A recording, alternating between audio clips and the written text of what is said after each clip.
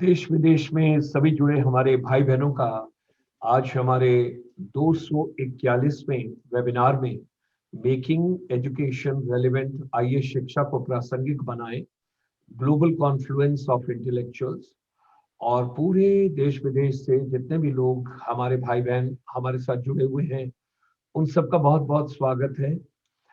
हम आशा करते हैं कि आप अपना, अपने परिवार का, अपने साथियों का, अपने मोहल्ले में जितने लोग हैं, आपकी संस्था में, आसपास आपके समाज में जितने लोग जुड़े हुए हैं, आप सबका ख्याल रख रहे हैं और अपना भी ख्याल रख रहे हैं। जिन नियमों का पालन करने के लिए कहा गया है इस समय, खासकर कोरोना के टाइम में, पैंडेमिक के टाइम में, क्योंकि पूरा विश्व इस महामारी से गुजर रहा है, तो अपना ख्याल रखिएगा। आज हमारे लिए बहुत ही गौरवशाली दिन है कि आज हमारे 241वें वेबिनार में हमारे साथ, जहां पर हम आपके साथ YouTube पर लाइव जा रहे हैं, हमारे साथ जुड़े हुए हैं श्री राम गोपाल जी, जो हमारे बहुत ही पूजनीय हैं। और 5 जून को भी जब हमने कार्यक्रम किया था, जो हमारा इंटरनेशनल एनवायरनमेंट डे होता है, उस दिन भी हमारे साथ ये जुड़े थे। ये संयोजक हैं हरियावल पंजाब पर्यावरण संरक्षण की जो संस्था है, और इनका पूरा जो अभियान है वो है कि जल ही जीवन है, जल धरती का अमृत है, वाटर क्राइसिस से पूरे विश्व को बचाना है, वाटर क्राइसिस नहीं होनी चाहिए, और जल संरक्षण और एवं भारत, इन दोनों को हम आज लेके चलते हैं। तो आज के इस हमारे वेबिनार में इनका बहुत बहुत हार्दिक स्वागत है। हमारे chamber, international chamber for service industry, जो तकरीबन 3 करोड़ एनआरआईज के साथ देश विदेश सब जगह जुड़ा हुआ है, साथ में कॉर्पोरेट सेक्टर भी है, और समय समय से जैसी आवश्यकता होती है उसके हिसाब से हम भारत सरकार को कोई ना कोई road map, action plan, white paper और जो भी स्ट्रेटेजी चाहिए होती है अलग अलग विषयों में, खासकर सर्विस इंडस्ट्री में, उसके विषय में जानकारी और पेपर बना के हम लोग देते रहते हैं। इस समय कोरोना के टाइम में, क्योंकि जैसे डॉक्टर, नर्सेज, पैरामेडिकल के लोग बहुत बड़ा कार्य कर रहे हैं, उसी तरीके से जो लोग शिक्षा में जुड़े हैं वो भी बहुत बड़ा कार्य कर रहे हैं। तो हमने पिछले जितने महीनों से, 25 मार्च से अब तक, और आगे भी जब तक ये स्थिति बिल्कुल एक निरंतर में नहीं आ जाती, हम शिक्षा को साथ लेकर मेकिंग एजुकेशन रेलिवेंट में बच्चों तक पहुंच रहे हैं। कुछ बच्चे ऐसे हैं जिनको कनेक्टिविटी की प्रॉब्लम है, कुछ बच्चे ऐसे हैं जिनको इक्विपमेंट की प्रॉब्लम है। तो हम प्रयास कर रहे हैं कि अपने अलग अलग जगहों में, और खासकर जो बच्चे ग्रामीण क्षेत्रों में हैं, इंटीरियर्स में हैं, रूरल एरियाज में हैं, उन सब तक भी हम शिक्षा की जो भी प्रणाली में बातचीत हो रही है उन तक कैसे पहुंचाएं। अब इसी के अंदर जो वाटर क्राइसिस की बातचीत होती है, जल संरक्षण की बातचीत होती है, ये भी एक बहुत एक अहम विषय है जिसके ऊपर बड़ी गंभीरता से सोचना है। तो हम अपने चेंबर में सुबह 9 बजे से रात के 9 बजे तक 12 घंटे शिक्षा की प्रणाली में जितने भी शिक्षक जुड़े हैं, जितनी भी युवा पीढ़ी के लोग जुड़े हैं, हम 12 घंटे की टेलीकास्ट निःशुल्क पूरे विश्व में, विश्व भर में हर रोज कर रहे हैं।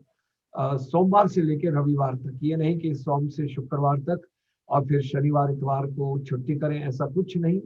क्योंकि हर हर दिन जो है वो बहुत महत्वपूर्ण है, हर दिन की एक अपनी महत्ता है, उसी को लेके हम आगे चल रहे हैं।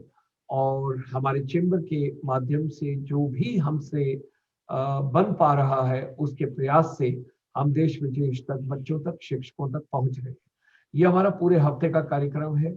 हम सोमवार, मंगलवार, बुधवार और बृहस्पतिवार 4 दिन युवा पीढ़ी के साथ जुड़े होते हैं, और शुक्रवार को हम बुद्धा की, लॉर्ड बुद्धा की बातचीत करते हैं, बुद्धिज्म की बातचीत करते हैं, और बुद्धा के साथ आज की शिक्षा प्रणाली का क्या तालमेल है।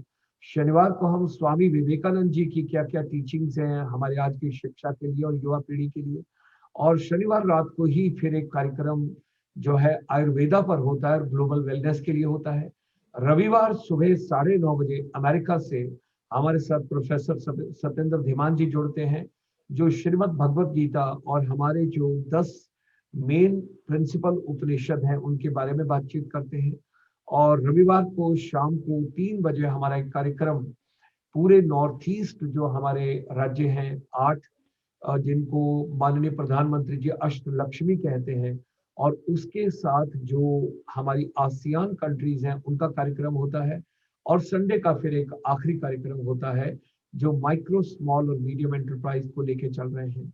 अब ये सारी चीजों को देखा जाए तो हमारा बेसिकली सोचना यह है कि जो भी कुछ चीज हमारा मस्तिष्क सोचता है और उसके बाद निर्णय लेता है कि ये मुझे जीवन में करना है, तो वो हम कर सकते हैं।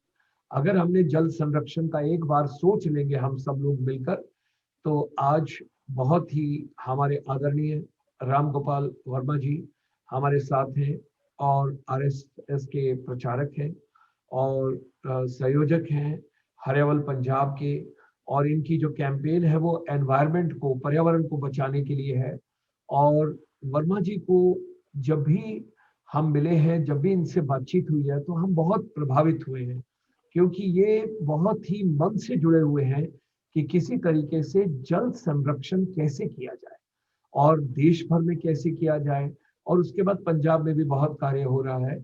और ये संयोजक होने के नाते हरियावल पंजाब कैंपेन को पिछले 3 साल से तकरीबन 5 लाख के करीब पेड़ लगवा चुके हैं पूरे पंजाब में अलग अलग जगहों पर, जिसमें तकरीबन 500 से ज्यादा संस्था जुड़ी हुई हैं। तो ये पर्यावरण के लिए बहुत सारे स्कूलों में, कॉलेजेस में, यूनिवर्सिटीज में, और जो भी लोगों के घरों के आसपास की जगहें हैं उन सब में भी ये पर्यावरण के बारे में जगह जगह पहुंचकर लोगों का मार्गदर्शन करते हैं और उन्हें बताते हैं कि पर्यावरण में पेड़ों की भी, हमें किस तरीके से पेड़ों को बचाना है, पेड़ों को लगाना है, वातावरण को बचाना है। लेकिन आज का जो हमारा कार्यक्रम है वो बेसिकली हमने इनसे निवेदन किया है कि भारत में जल संरक्षण के लिए क्या क्या किया जाए।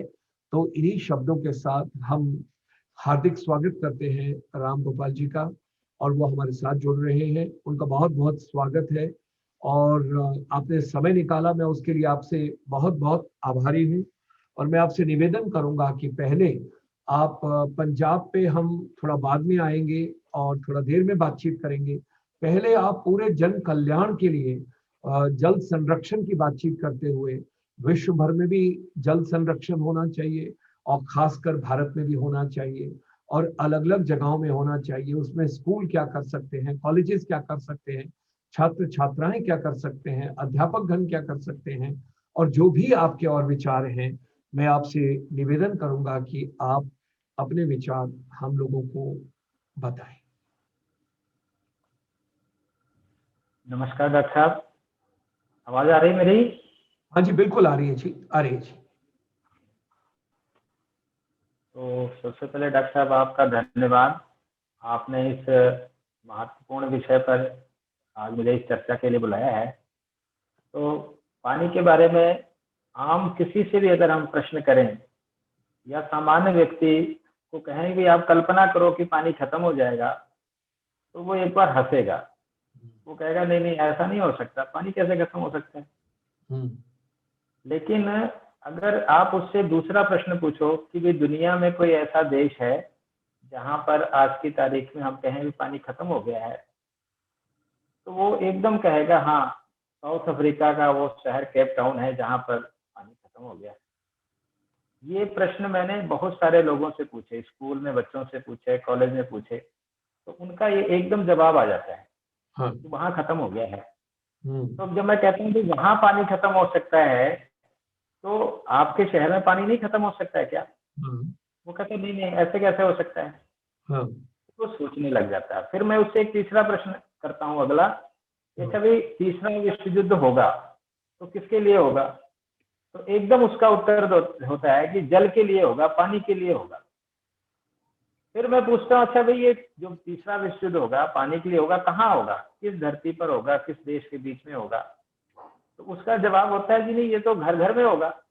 जब पानी नहीं होगा तो घर घर में लड़ाई होगी। तो गुलशन जी मैं ये कहना चाहता हूँ कि इतनी जानकारी ये सामान्य लोगों को है, बच्चों को भी है, बड़ों को भी है, लेकिन इतना जानकारी होने के बाद में भी उनको ये ध्यान में नहीं आता कि भी आंकड़े इससे ज्यादा खराब है।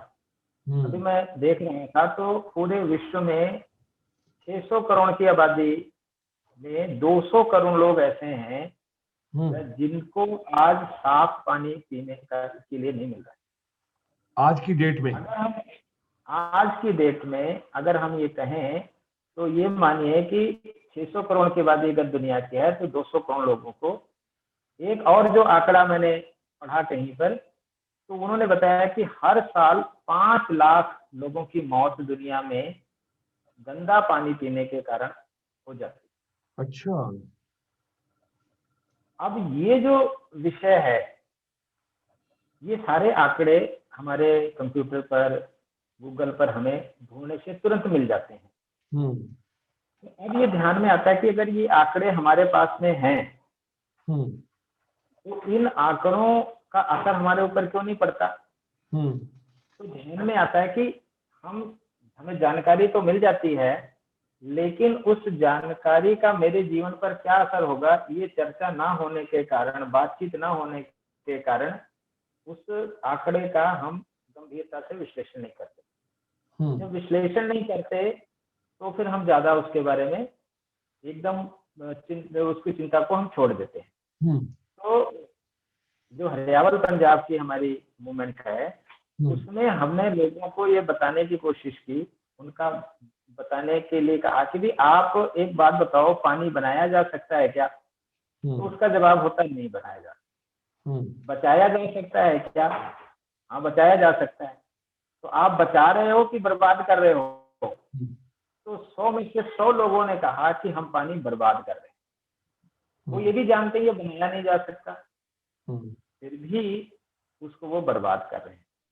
इसका मतलब जो हम सबको कहीं ना कहीं लगा कि एक शब्द जो है उसका अर्थ हमने ढूंढने की कोशिश की कि ये स्थिति कितने सालों से बनी है ऐसी, जिस चीज को हम समझ रहे हैं कि हम इसको बना नहीं सकते, फिर हम बर्बाद क्यों कर रहे हैं। तो ध्यान में आता है कि ये स्थिति पिछले 30-40 वर्षों में भारतवर्ष में बनी। इससे पहले क्या था, क्यों हम पानी नहीं बर्बाद करते थे? तो एक शब्द मेरे ध्यान में आया कि भारतवर्ष के घर घर में हम कहते थे ये वाटर नहीं है, ये गंगा जल है, ये गंगा माता है। ये माता का शब्द हमने जोड़ दिया, इसलिए जल के प्रति हमारे मन में एक श्रद्धा पैदा हो गई। हमारे यहाँ भारतवर्ष में कोई भी त्योहार, कोई भी उत्सव तब तक नहीं संपन्न होता जब तक कि हम किसी न किसी नदी में, सरोवर में स्नान ना करें। दुनिया का सबसे बड़ा जो कुंभ का मेला है, जो दुनिया का सबसे बड़ा आयोजन है, वो सिर्फ नदी में स्नान के लिए ही है। यदि वो पवित्र नदी का पानी पवित्र, अच्छा यही नहीं कि सिर्फ किसी एक गंगा नदी, यमुना, जितनी भी नदियां हैं भारत में, हर नदी का नाम है। उस नदी के तट पर साल भर में कई उत्सव मनाए जाते हैं, जहां पर उसमें स्नान करने को ही, अब जैसे हम पंजाब में हैं सब लोग, तो अमृतसर में हरमंदिर साहब हम जाते हैं दर्शन करने। तो सारे देश की नदियों में हम नहीं जा सकते, तीर्थों पर स्नान करने नहीं जा सकते, तो कहते हैं कि अमृतसर में स्नान कर लिया तो 68 तीर्थों का पुण्य प्राप्त हो जाता है। कहने का मतलब क्या है कि हमारे यहाँ जल संरक्षण के लिए हमने उसको धर्म से जोड़ दिया, हमने उसको अध्यात्म से जोड़ दिया कि भाई ये, इसको अगर पानी, कोई व्यक्ति शौच नहीं करेगा जल में, पेशाब नहीं करेगा जल में, तो उसकी मर्यादा को बना के रखना, उसको लांघना नहीं जल को। कुल मिलाकर के ये जो धार्मिक हमारे ग्रंथ थे, हमारे कथावाचक थे, हमारे संत महात्मा थे, वो पानी को देवता मान करके, जल देवता मान करके उसकी पूजा करते थे, उसका सम्मान करते थे। उसके कारण हमने पानी बचा के रखा। जो लोग तारों तक पहुंच गए, सूर्य तक पहुंच गए, सबकी पृथ्वी की जो है उन्होंने कर लिया, अभी कितने चक्कर लगाती है, तो क्या जमीन से पानी नहीं निकाल सकते थे? कुएं क्यों उन्होंने तैयार किए? तो कुआं अपने आप में एक बहुत बड़ा जल संरक्षण का स्रोत है, जिसमें जितना मर्जी निकालते रहो वो खाली नहीं होता कभी। अच्छा, जब कोई जल कुएं से निकालेगा तो उसको बाल्टी में भरकर खींचना पड़ेगा, तो वो कम पानी उसका इस्तेमाल करेगा। और अब डॉक्टर साहब आपने ध्यान दिया होगा कि गांव में जहाँ कुआं होता था उसके आसपास थोड़ी खाली जगह होती थी, हाँ जी। और वो जब नहाता था तो वो पानी वहीं वहीं पर वो जगह सूख जाती थी, वहां पर कोई उन्होंने पौधे लगा दिए, कुछ और लगा दिया, तो सब्जी लगा दी, फूल लगा दिए, वो पानी जितना वो नहाते थे या यूज करते थे फिर वो जमीन में चला जाता। हाँ तो अपने आप में जो कुआं था एक, अच्छा कुएं की एक विशेषता ये भी है, आजकल के तो लोग नहीं जानते, आप लोगों ने तो देखा होगा कि गर्मियों में कुएं का पानी ठंडा होता था हाँ, और सर्दियों में उसका पानी गर्म होता था। देखिए कमाल है। हाँ तो इतना साइंटिफिक व्यवस्था जो है कुएं का जल संरक्षण के लिए हमारे बुजुर्गों ने की थी। हाँ आज हम देखें तो हमारे गांव में कुएं, तालाब, छप्पर ये सब हमने भर दिए, उसको बंद कर दिया, उसकी जगह पार्क हमने बना दी। तो हाँ, उसका परिणाम क्या हुआ कि हम जमीन से पानी निकालने लगे, पहले हैंडपंप से निकाला, अब सबमर्सिबल आ गया, ट्यूबवेल आ गया, तो सारे देश में इतना पानी निकाला जाने लगा कि जिसका कोई हिसाब ही नहीं है। जब जब ज्यादा एक्स्ट्रा निकल के आएगा तो उसका, पहले भी खेतों की सिंचाई होती थी, हाँ, कुएं से होती थी, तालाबों से होती थी, नदियों से होती थी, नहरों से होती थी, लेकिन हाँ, हमने जमीन का पानी अपना स्टोर करके रखा। हाँ। आज 2000 फुट, चेन्नई की जो रिपोर्ट आई थी कि 2000 फुट पर भी वहां पानी नहीं है। कहाँ पर जी? जबकि चेन्नई में, चेन्नई में? चेन्नई अच्छा। में, हाँ, अभी पिछले साल ही गर्मियों में वहां पर पानी की स्थिति हो गई, तो मेरे हाँ ध्यान में आया वो तो समुद्र के किनारे है, हाँ तो वहां ऐसी स्थिति क्यों हो गई। तो हाँ। पता चला कि सारा चेन्नई जो शहर है वो कंक्रीट का है, सीमेंटेड है। ओए। बरसात होती है हाँ। लेकिन सारा बरसात का पानी जो है वो बह कर समुद्र में चले जाता, जमीन में नहीं जाता बिल्कुल। तो ओह, पानी जमीन में जब जाएगा नहीं तो बचेगा क्या। बिल्कुल ठीक है। बताते हैं कि महाराष्ट्र के ऐसे 4 बड़े जो तालाब माने जाते थे उसमें अभी सिर्फ 2% पानी बचा है। कर्नाटक में भी ऐसे 4 जो बड़े जलाशय माने जाते थे उसमें कहते हैं 1 से 2% जो है वो पानी बचा है। अभी बताते हैं कि 2030 तक 400 करोड़ लोग ऐसे हो जाएंगे, मतलब 2030 में अगर आज 600 करोड़ की आबादी है तो 100 करोड़ और बढ़ जाएगी, 700 करोड़ हो जाएगी। हाँ। लेकिन 700 करोड़ की आबादी में 400 करोड़ लोग ऐसे हो जाएंगे जिनको पानी पीने के लिए नहीं मिलेगा। ये 2030 के आंकड़े बता रहे हैं। और बताइए। इसमें से 100 करोड़ भारत के होंगे। डॉक्टर साहब हैरानी की बात तो ये है, 100 करोड़ उसमें भारत के होंगे? 400 करोड़ में से भारत के 100 करोड़ लोग होंगे जिनको 2030 में पानी नहीं मिलेगा। ऐसे सर्वे, ऐसी रिपोर्टें जो है वो जगह जगह प्रकाशित हैं, हमें मिलती बड़ी गंभीर हैं। स्थिति है। इसलिए हाँ, कह रहा हूँ कि ये इतना बड़ा विषय है, हाँ। लेकिन इस विषय पर आपको अखबारों में कोई लेख नहीं मिलेगा, कोई डिबेट नहीं मिलेगी टेलीविजनों पर। यानी जब पानी नहीं होगा तो वहाँ की सभ्यता संस्कृति ही खत्म हो जाएगी, वहाँ लोग ही नहीं रहेंगे जहाँ पानी नहीं होगा। हाँ। आप राजस्थान चले जाइए, जैसलमेर चले जाइए, तो कितने लंबा किलोमीटर, कितने है वो, लेकिन लोग नहीं है वहां पर। क्यों? पानी नहीं है वहां पे। और जहाँ पानी नहीं होगा वहाँ पेड़ नहीं होगा, पेड़ नहीं होगा तो वहाँ ऑक्सीजन नहीं होगी, वहाँ लोग रह नहीं पाएंगे।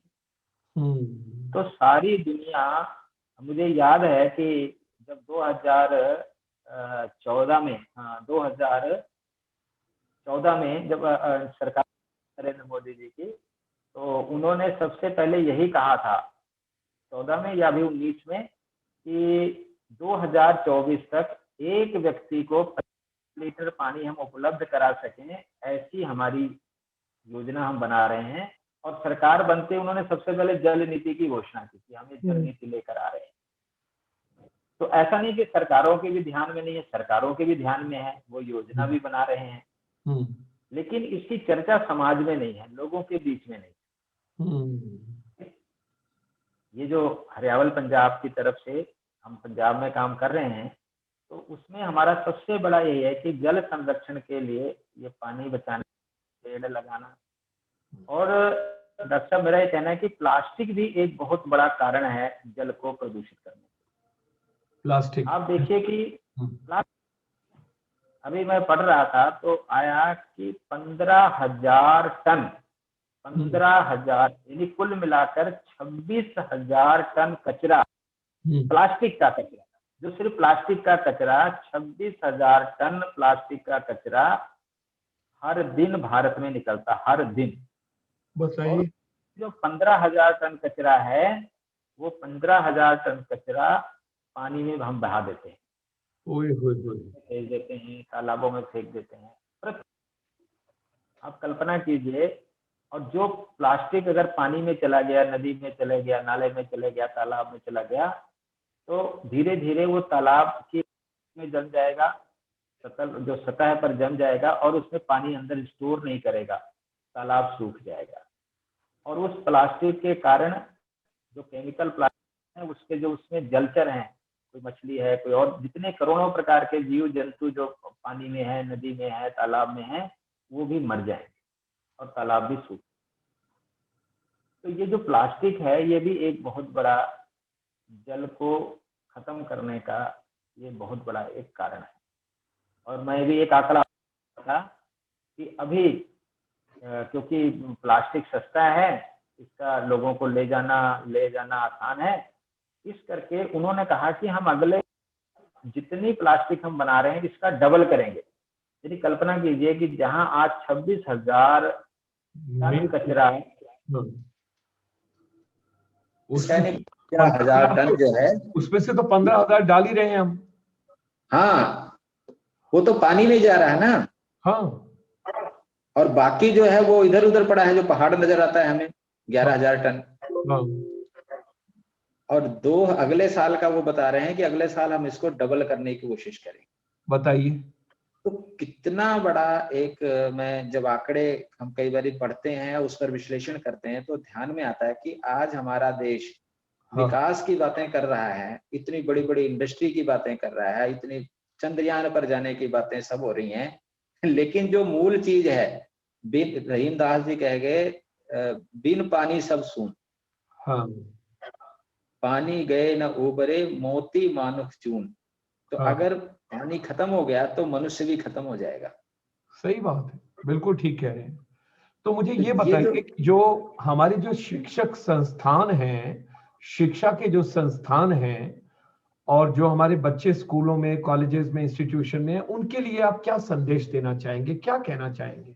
बिल्कुल आपने ठीक कहा। इसके लिए हमारा इस समय सारे देश भर में एक अभियान चल रहा है, उसका हमने नाम दिया है इको ब्रिक। Eco brick. हाँ। अच्छा। तो इको ब्रिक क्या है? तो हमने कहा कि अपने घर में जो भी प्लास्टिक आता है, पॉलीथीन आता है, उसको आप एक प्लास्टिक की बोतल में, जो पानी की बोतल आती है पीने वाली, 1 लीटर की, 2 लीटर की, साफ करके उसके बीच में इस सारे प्लास्टिक को आप डाल दीजिए। तो एक प्लास्टिक की बोतल जो 1 लीटर की है, उसमें 200 ग्राम से 250 ग्राम 300 ग्राम तक पॉलीथीन आ जाता है। उसको ठूस ठूस के भर दीजिए पूरा, कि उसमें हवा तक ना, हवा टाइट, एकदम एयर टाइट कर दीजिए उसको। तो जब आप उसको पूरी तरह से भर देंगे उस बोतल में, तो उस बोतल का हम बहुत सारे इस्तेमाल कर सकते हैं। कई लोग फर्नीचर बना रहे हैं, कई लोग उसकी दीवार बना रहे हैं, कई सारे लोग उसका अलग अलग इस्तेमाल कर रहे हैं। अच्छा। तो हम भी उसका इस्तेमाल इस तरह कर सकते हैं। और मैं कहता हूँ, मान लो हम नहीं भी करते हैं, हम उसको उठा करके कबाड़ी को बेच देते हैं, तो वो रीयूज के लिए चला जाएगा, रिसाइकलिंग में चले गया, वो सड़क पर नहीं जाएगा, नदी नाले में नहीं जाएगा, जमीन पर नहीं खराब करेगा। तो जो 15,000 टन रोज जमीन जलाशय में जा रहा है, या 26,000 टन प्लास्टिक सड़कों पर घूम रहा है, वो एक बोतल में बंद हो जाएगा और वो रिसाइकलिंग के लिए चले जाएगा। तो हमारी धरती भी बच गई और हमारा पानी भी बच गया। तो ये जो इको ब्रिक का, अच्छा मैंने कहा कि मान लीजिए हमने इसको वैसे ही फेंक दिया, बेचा नहीं, तो कम से कम जो कचरा उठाने वाला लड़का आता है, वो उसको कचरे में जाके प्लास्टिक नहीं ढूंढना पड़ेगा, उसको बोतल में ही इतनी सारी प्लास्टिक मिल गई, तो उसको ले जाकर वो बेच देगा। क्या कोई देश इस पर काम कर रहा है, इको ब्रिक पर? जी, पूरे देश भर में डॉक्टर साहब अभियान चल रहा है। और मुझे लगता है ये 3 महीने हमारा अभियान चलेगा, अक्टूबर, नवंबर, दिसंबर। अच्छा। इस बार लोहड़ी के समय हम इस विषय पर सारे देश में एक कलेक्शन सेंटर बनाएंगे अलग अलग जगहों पे। और मैं एक जानकारी और दूं, इसका कितना उपयोग हो सकता है, तो देहरादून में एक पार्क ही इसी का बन रहा है, इको ब्रिक का। अच्छा जी। और पंजाब में आप चंडीगढ़ हैं, तो अभी चंडीगढ़ में हमारी तरफ से बहुत बड़ा काम हो रहा है। वहाँ पर कभी वहाँ के कार्यकर्ताओं को भी मैं आपसे कहूँगा कि आप उनको लेकर आइए और दिखाइए लोगों को लाइव हाँ, हाँ। किस तरह वो लोग इस काम में लगे हुए हैं। और मेरा मानना है कि ये 3 महीने बाद मैं आपको कुछ आंकड़े बता सकूँगा कि कितने हजार टन पॉलीथीन हमने सड़क पर जाने से रोका, पानी में जाने से रोका, इस अच्छा, इको ब्रिक के माध्यम से। बहुत खूब, बहुत खूब। मैं डॉक्टर साहब एक बात और कहूँगा कि जैसे कई बार हम कोई दीवार बनाते हैं जहाँ पानी बहता रहता है, ईंट नहीं रुकती, बरसात होता है। इको ब्रिक को अगर हम उसके नीचे-नीचे लगा देंगे, तो वो तो कहीं सड़ेगा नहीं, गलेगा नहीं, कहीं जाएगी नहीं, वर्षों तक दीवार हमारी खड़ी रहेगी। बहुत खूब, बहुत खूब, बहुत अच्छा। तो इसलिए ये जो पर्यावरण संरक्षण, जल संरक्षण के लिए जो मैंने बताया कि हरियावल पंजाब के द्वारा तो पंजाब में, बाकी पर्यावरण गतिविधि है एक, उसके द्वारा पूरे देश भर में इस तरह का काम हो रहा है। अब जो स्कूल कॉलेजों के लिए आपने पूछा है, तो मैं वो मैं निवेदन पूरे करूँगा कि हाँ, हाँ, कि जिस वो मैं तरह आज पूरे कॉलेज देश वगैरह बंद है, ये मैं लेकिन पूरे ऑनलाइन क्लासें लग रही हैं। ये तो मैं मैं पूरे देश के लिए आपसे बातचीत कर रहा हूँ, क्योंकि मैं हाँ, पंजाब का आपसे अलग बातचीत करूँगा, ये देश भर ठीक है। की बात कर।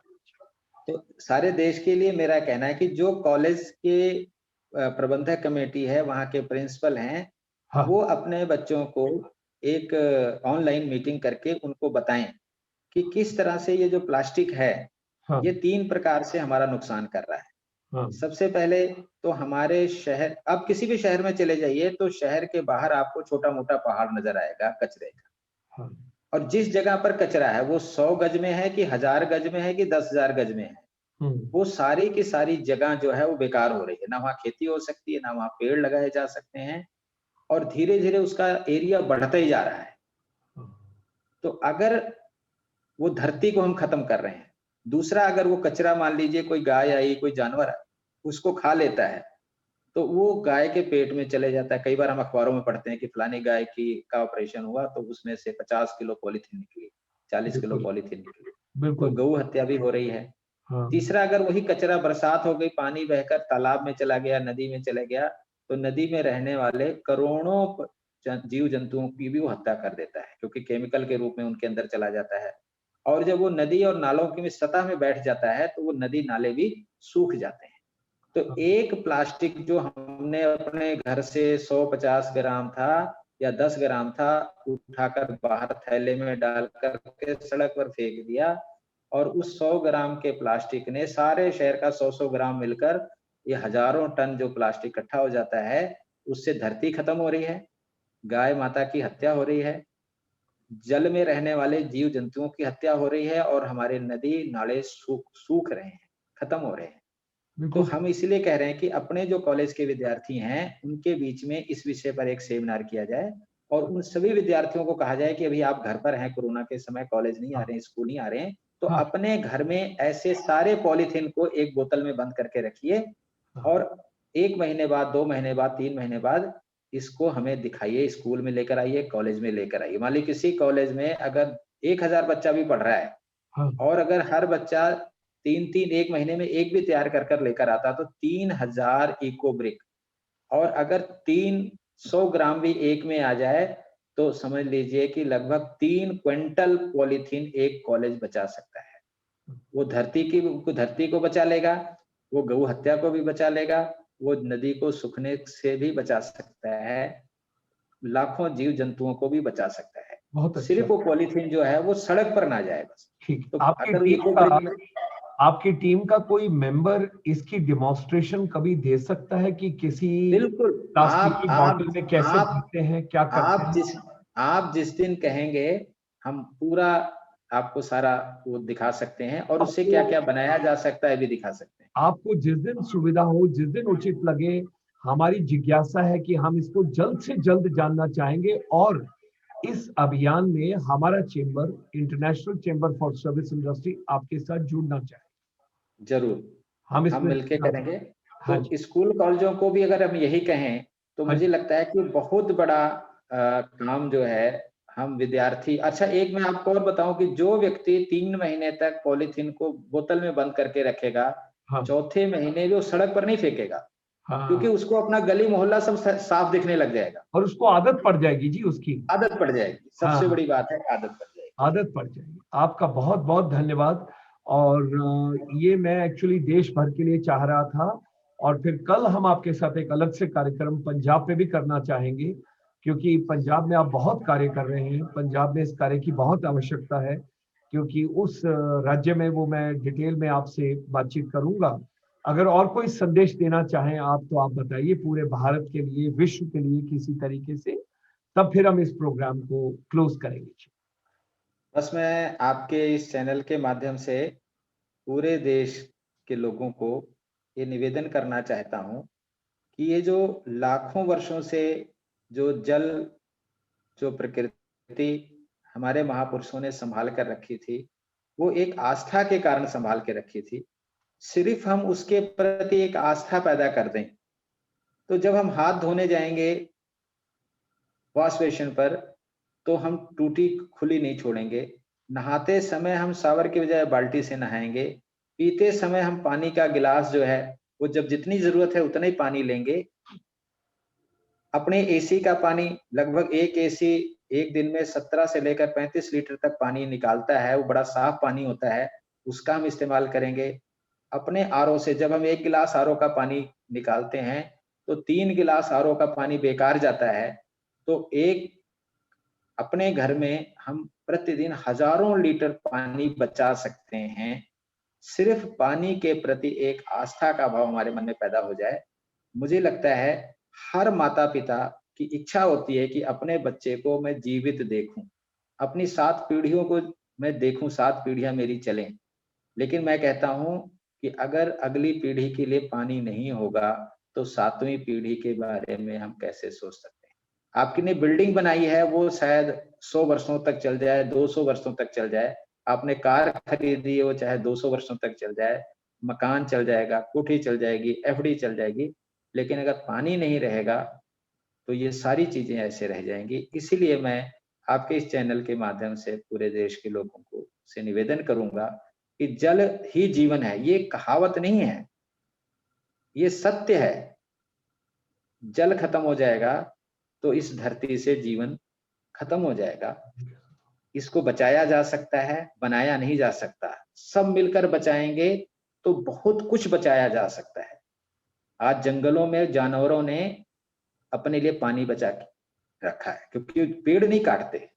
पशु पेड़ खाते हैं, पत्ते खाते होंगे, सब कुछ, लेकिन पेड़ नहीं खाते। जंगल हैं, इसलिए जंगलों में से झरने बहते हैं। जंगलों में कोई पानी की जरूरत नहीं होती, इतने बड़े बड़े पेड़ तैयार हो जाते हैं। तो वो पेड़ खुद भी बढ़ रहे हैं, फल भी दे रहे हैं।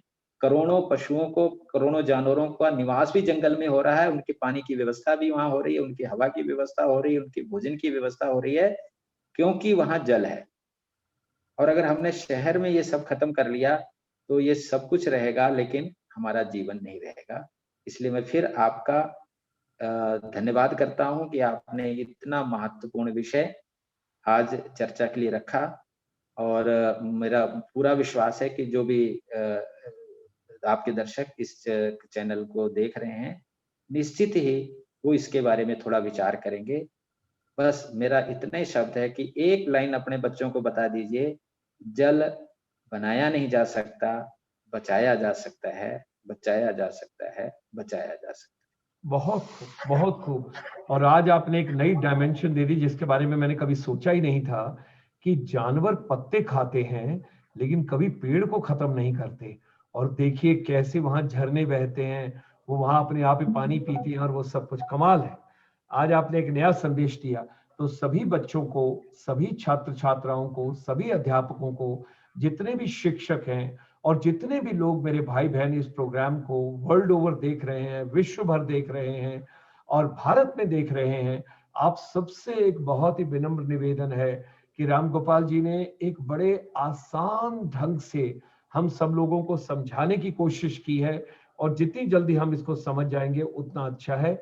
मैं इनसे अगले कार्यक्रम में पंजाब के बारे में विचार करूंगा, और आपसे इस चीज के साथ भी अनुमति लूंगा कि बहुत जल्द एक डेमोन्स्ट्रेशन का प्रोग्राम भी अलग से रिकॉर्ड करेंगे और लेके चलेंगे लोगों के लिए, कि जो आज आपने एक बात बताई कि किस तरीके से एक प्लास्टिक की बोतल में वो चीजों को डालकर और उसको भर के सॉलिड बना के आज आपने एक इको ब्रिक का नाम दिया, और फिर देहरादून के पास आपने कहा एक पार्क तैयार हो रहा है। मतलब ये सब चीजें हमारे लिए, आपका बहुत बहुत धन्यवाद कि आपने अपना समय निकाला, आप आए, आपने संबोधित किया। हम आपके विचारों की बहुत बहुत कदर करते हैं। बहुत बहुत धन्यवाद आपको, बहुत बहुत नमस्कार आपको।